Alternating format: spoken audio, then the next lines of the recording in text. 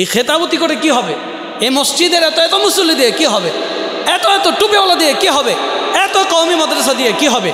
এই জমিনে এতগুলো ইমানদার থাকতে আল্লাহকে গালি দিয়ে পার পেয়ে যাবে, তার পক্ষে নিয়ে আবার কথা বলবে কিছু আউল ফাউল।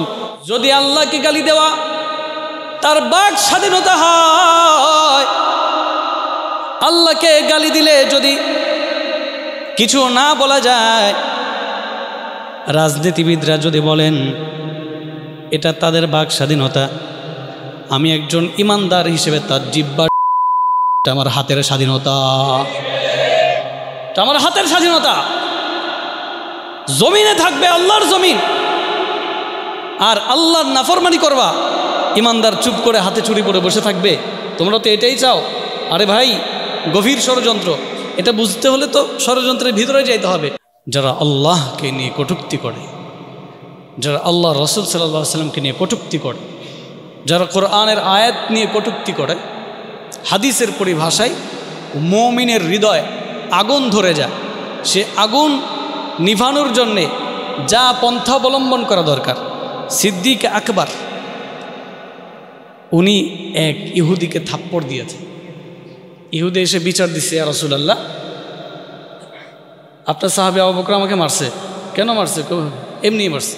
হ্যাঁ, আবু বকর তো এমনি এমনি মারা সাহাবী না, তুই তো বললেই হবে না। কিন্তু ও সাক্ষী নিয়ে আসছে। আর সিদ্দিক আকবর, ওনার তো কোনো সাক্ষী নেই। আবু বকর, আপনি মেরেছেন? ইয়া রাসূলুল্লাহ, জি আমি মেরেছি। কেন মারছেন? ও আমার আল্লাহকে গালি দিয়েছে। প্রমাণ কি? ও তো সাক্ষী নিয়ে আসে, ও বলতেছে দেয় নাই, আপনি ওকে এমনি মারছেন। কিন্তু রাসূলুল্লাহ সাল্লাল্লাহু আলাইহি ওয়াসাল্লামের দিলের মধ্যে ইতমিনান যে আবু বকরেরটাই সত্য, কিন্তু ফিলহাল বাস্তবতা হলো সাক্ষী তো লাগবে, ও তো সাক্ষী নিয়ে আসছে। তো যখন আল্লাহর নবী বললেন ঠিক আছে, যেহেতু আবু বকরের সাক্ষী নেই, অতএব থাপ্পড়ের পরিবর্তে থাপ্পড় হযরতে সিদ্দিক আকবর আমিরুল মুমিনিন, যার উপাধি আল্লাহ দিয়েছেন, আবু বকর সিদ্দিক, তার গালের মধ্যে থাপ্পড়, তাও এক ইহুদির হাতে।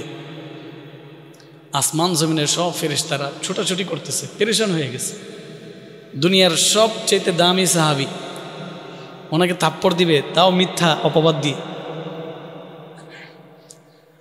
আল্লাহ রব্বুল আলামিন হযরতে জিবরাইলকে বললেন, ও জিবরাইল, যাও, জলদি করে যাও, আমার পয়গম্বরকে যা বলে দাও, আবু বকরের সাক্ষী পৃথিবীর আর কেউ নয়, আবু বকরের পক্ষে সাক্ষী দিয়েছেন আল্লাহ। আবু বকরের পক্ষের সাক্ষী কে? আল্লাহ তাআলা সাক্ষী দিয়েছেন, আবু বকর যা বলেছে সত্য। তো সাহাবীরা সহ্য করতে পারে নাই। ইমান যার যত বেশি হবে, হাদিস শরীফ উদাহরণ এরকম আসছে, কোনো মুমিন তার সামনে যখন শরিয়া বিরোধী কোনো কাজ হয়, তার হৃদয়টা কেমন ছেদ করে ওঠে জানেন? উত্তপ্ত তেলের মধ্যে একটা কাঁচা মাছ ছেড়ে দিলে কি করে ওঠে? ছেদ করে ওঠে না? ঠিক একজন খাঁটি মুমিন, তার সামনে কোনো অপরাধ হলে, সে তো অপরাধ করেই না, তার সামনে শরিয়া লঙ্ঘিত কোনো কাজ হলে তার ভিতরটা এরকম মোচড় দিয়ে ওঠে, ছেদ করে ওঠে। তখন সে এই প্রতিবাদ না করার আগ পর্যন্ত শান্ত হয় না। তো ঘরের আগুন যদি আমি নিভাই, এটা আমার অপরাধ না, অপরাধ, বরং ফায়ার সার্ভিস এসে বাহাবা দিবে, চমৎকার কাজ করছে, আমাদের কষ্ট কমে গেল। দুনিয়ার আগুন নিবালে ফায়ার সার্ভিস যদি আমাকে বাহবা দিতে পারে, তাহলে কলবের আগুন যদি আমি নিভাই, আমার আল্লাহকে নিয়ে কেউ গালি দিবে, বাউল ফাউল টাউল, আর এরা জমিনের মধ্যে বুক ফুলিয়ে আবার প্রতিবাদ সমাবেশ করবে। আমি আল্লাহর জমিনে আল্লাহর বান্দা হিসেবে এটা কখনোই সহ্য করতে পারবো না, অসম্ভব কথা। যদি আল্লাহকে গালি দেওয়া তার বাক স্বাধীনতা হয়, আল্লাহকে গালি দিলে যদি কিছু না বলা যায়, রাজনীতিবিদরা যদি বলেন এটা তাদের বাক স্বাধীনতা, আমি একজন ইমানদার হিসেবে তার জিহ্বা, এটা আমার হাতের স্বাধীনতা, এটা আমার হাতের স্বাধীনতা। জমিনে থাকবে আল্লাহর জমিন, আর আল্লাহর নাফরমানি করবা, ইমানদার চুপ করে হাতে চুরি পরে বসে থাকবে। তোমরা তো এটাই চাও। আরে ভাই, গভীর ষড়যন্ত্র। এটা বুঝতে হলে তো ষড়যন্ত্রের ভিতরে যাইতে হবে। ষড়যন্ত্রটা আমি এবার ক্লিয়ার করি। ষড়যন্ত্রটা কি? আল্লাহ তাআলার কোরআনকে কিছুদিন আগে অপমান করলো, অবমাননা করলো, পা দিয়ে লাথি মারলো, ওই কুলাঙ্গারকে দৃষ্টান্তমূলক শাস্তি দিল না, তার পক্ষে যে বরং বলল তার মাথা নষ্ট, সে অটিস্টিক, তার মাথার মধ্যে সমস্যা আছে। আরে তোর মাথার মধ্যে সমস্যা আছে তো তুই কাউরে মাইরা ফেল, তুই অন্য গ্রন্থের কিতাবগুলোকে লাথি মার, আল্লাহর কোরআনকে লাথি মারবি আর বলবি মাথায় সমস্যা। এটা তো মাথায় সমস্যা না, রাষ্ট্রের বিচার কাঠামোই সমস্যা।